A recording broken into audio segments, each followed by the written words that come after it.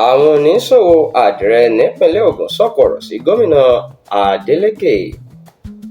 Àwọn oníṣòwò nínú ọjà ìṣẹ̀ǹbáyé kan ní Ìtòkò nípinlẹ Ogun ti sọ̀kò sí Gómìnà ìpínlẹ̀ Ọ̀ṣun Sẹ́nitọ̀ Adémọ́lá Adeleke lórí ọ̀rọ̀ tó sọ pé láti ìlú Ẹdẹ ni aṣọ àdìrẹ ti ṣẹ̀ wá àti pé ṣe làwọn ará Ẹ̀gbá jí lọ́sàn-án.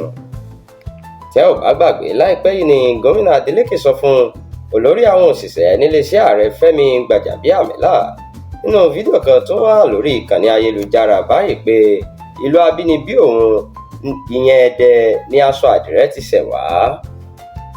Nígbà tí Gbàjàbíàmílà sọ pé ìpínlẹ̀ Ògùn ni, ṣe ni Adeleke fèsì pé wọ́n jí lọ́sàn-án ni.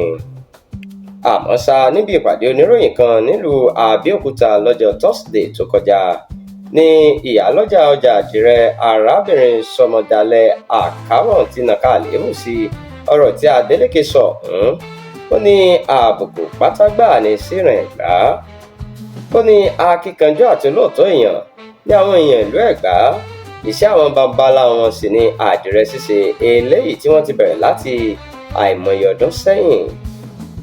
Àkámọ̀ sọ síwájú pé láti ọdún 1830 tí àwọn Ẹ̀gbá ti pabùdó síbi tí wọ́n pè ní Abẹ́òkúta, báyìí ni iṣẹ́ àdìrẹ tún ti gbilẹ̀ sí i nípasẹ̀ ipa ribiribi tí ìyálóde Ẹ̀gbá kejì Madam Jojiyinọlá kó nípasẹ̀ ṣíṣe òwò rẹ̀ káàkiri ẹkùnjẹkùn orílẹ̀-èdè yìí àti lókè òkun.